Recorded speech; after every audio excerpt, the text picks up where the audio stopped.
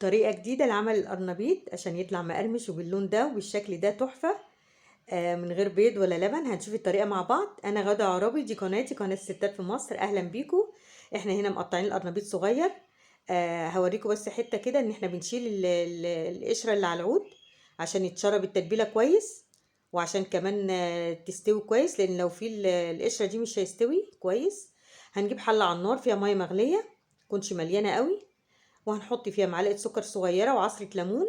السكر بيدي طعم حلو للقرنبيط، وكمان الليمون بيفتح اللون معانا، بيدي لون ابيض جميل، وكمان مادة حافظة. لو حبينا نفرز القرنبيط في الوقت دون احنا بنحطه دقيقتين وبنشيله وبنفرزه، لكن انا هنا هسلقه وهستعمله على طول، فبخليه مثلا 10 دقايق لحد ما يستوي معانا. هنشوف الوقت لما بيغلي، شوفوا الليمون خلى لونه ابيض وجميل ازاي. هنبدأ نختبره بالشوكة. بعد كده 10 دقايق هنلاقيه استوى. هنشوفه كده بالشوكة، الشوكة تغرس فيه بس ما يتهريش مننا، يعني تغرس كده يبقى خلاص، عشان لو اتهرى هيشرب مية، هيشرب زيت واحنا بنقليه. خلاص كده احنا نبدأ نشيله من على النار، نصفيه كويس جدا من المية، مش هنحطه تحت مية باردة ولا حاجة. احنا هنصفيه من المية، لان لو حطيناه في المية الباردة هيشرب مية، واحنا عايزينه يشرب التتبيلة كويس. احنا كده بنصفيه اهو، ونسيبه يبرد خالص. شايفين اللون جميل ازاي من الليمون. هنبدأ بقى نشوف الخلطة بتاعتنا في الخلاط على طول. كوباية ونص مية، كوباية ونص دقيق، كوباية الا ربع نشا. معانا مكعب فاين فودز بيدي طعم حلو، وده بقى اللي سر اللون. معانا الزعفران البودرة، بنحط رشة بسيطة جدا هيديها اللون الجميل ده.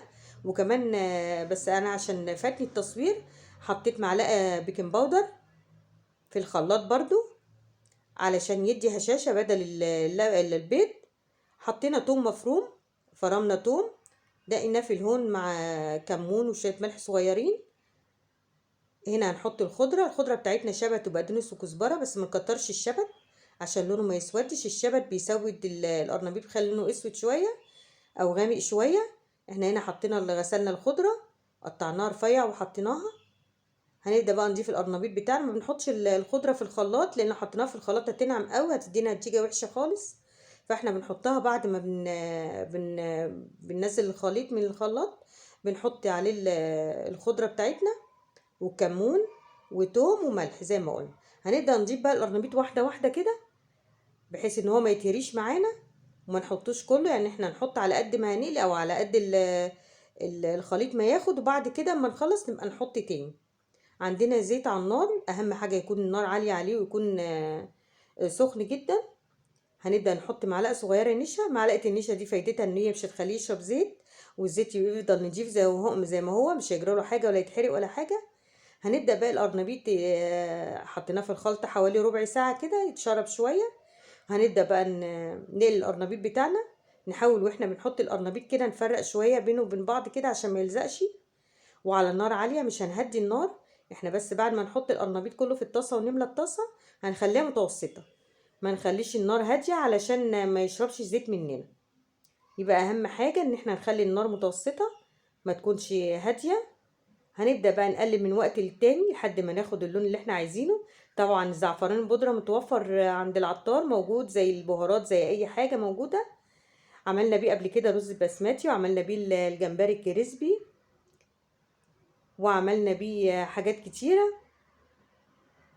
بيدي لون بس هو ملوش طعم، هو بيدي لون بس. انا بحبه بصراحة عن الكركم، بيدي لون من غير طعم. زي ما احنا شايفين اللون الجميل دون، ده الزعفران البودرة، بس رشة بسيطة بس مش كتير. هنبدأ بقى نشيله، مش هنحطه على مناديل، احنا هنحطه في مصفى او يعني حاجة تصفيه من الزيت. هو مش هيبقى فيه زيت اصلا، لان هو مش شارب زيت خالص، فلو حطيناه على مناديل هيطرى. احنا بنحطه في مصفى كده، هنلاقيه مقرمش وزي الفل. النهارده انا عامله جنبه بطاطس مهروسه بالثوم والخل والبقدونس، ان شاء الله هبقى انزل فيديو بيها.